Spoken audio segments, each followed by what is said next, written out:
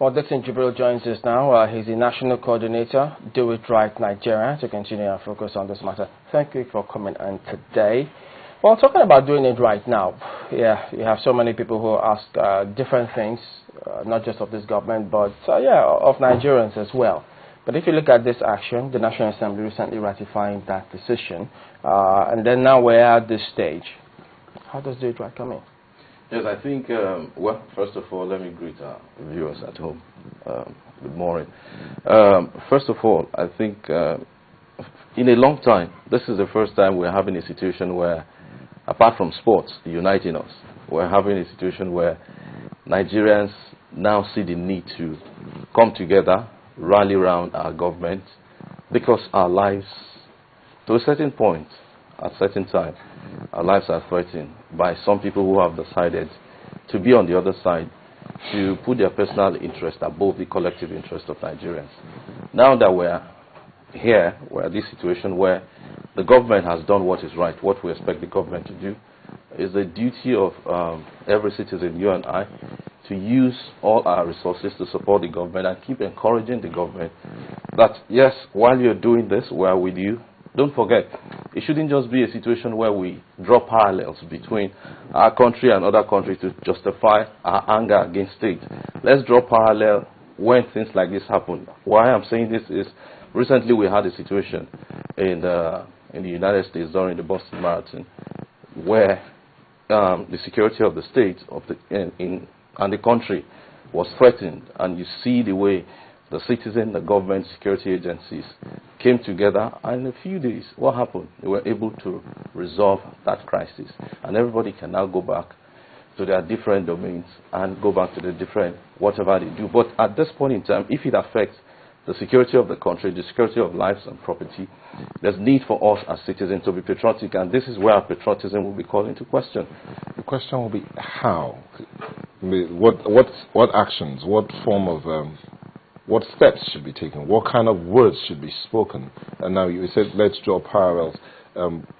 Where a guest of ours gave us an example of how soldiers boarded a plane, and practically everybody on the board stood up to give them a standing ovation by the time they landed, where the pilots came out to commend them and all of that. So what should citizens in Nigeria, not just in those 3 states, across the country do?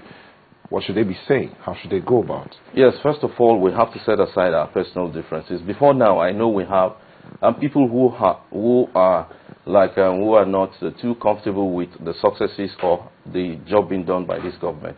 I think this is the time to put aside that. And for once, let's see that what is happening is for the sake and benefit of every Nigerian. Because every responsible government, I'll come back to your question, every responsible government has a duty to protect the lives of you and I.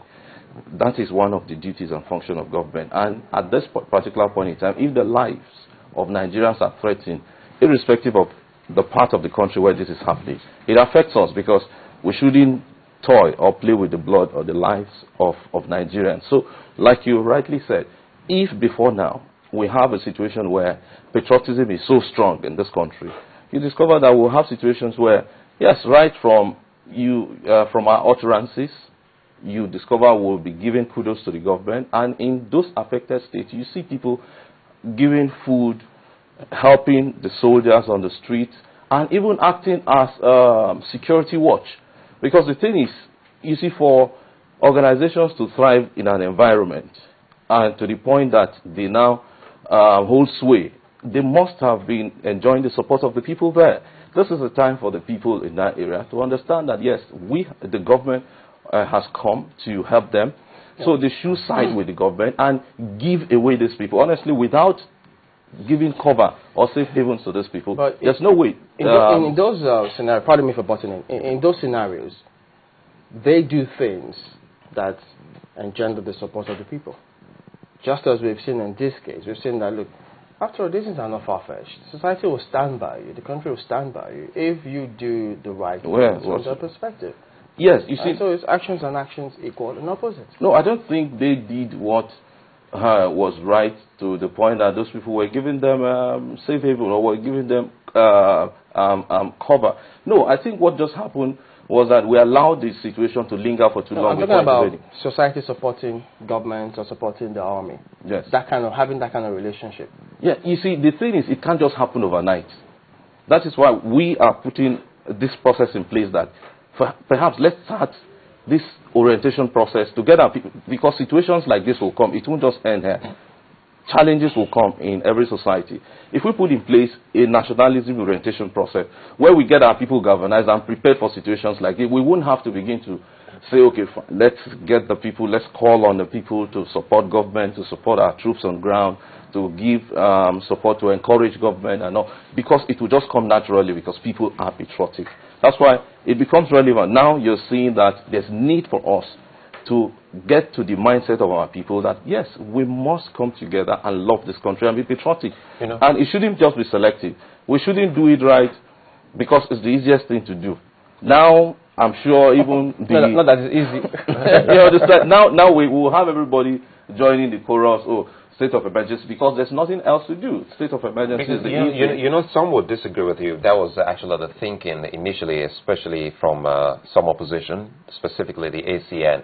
But what we saw on the floor... But is there still an ACN? I thought they've merged into APC. Well, you see, that's... Okay. For now, there's still ACN until they get that particular registration or not from INEC. Right. And we saw an overwhelming yes vote in the Senate and even the House of Representatives.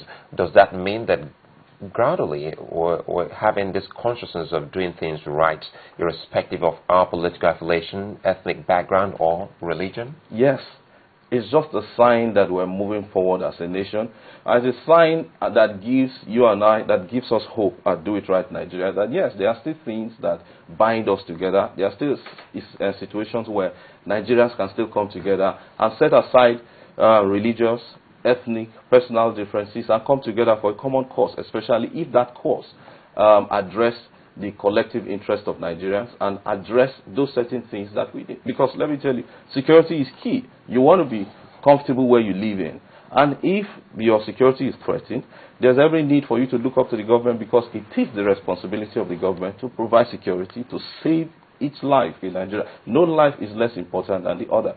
So it's a good sign that from the National Assembly, of course we have different parties in the National Assembly, for them to set aside those political differences and come together to ratify this, irrespective of, even though we know there are certain conditions attached to it, but of course, this is supposed to be security issue, because our security is being threatened. Lives and property in those states are being threatened. So there's need for us to enforce and take this, the security situation there a step further, instead of just allowing it to remain the way it is. Taking it a step further, there are those who believe that the government is passing out a conflicting stance: arrest, curb, and release. There was an instruction, or the spokesman for the military said they are directed to release some of those that had been arrested. So it's as though it's a conflicting thing. No, that's one side. That's one side. Okay. Now the other side is the relationship that has been between the citizenry and the military has not been too cordial, so to speak.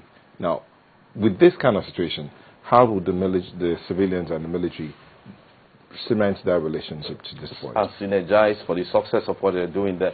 First of all, there's no conflict in signal being sent out by the government. Don't forget, before this intervention, there was an amnesty offer on the table. And from all intent and purposes up till today, I still believe that that offer is still on the table. So what they're just doing is that we can't continue to fold our arms and allow people to be killed on a daily basis while we're trying to get you to come to the table. We must act responsibly. I think the government is just acting responsibly, as every other responsible government should, while the offer is still. I believe the arrest and release and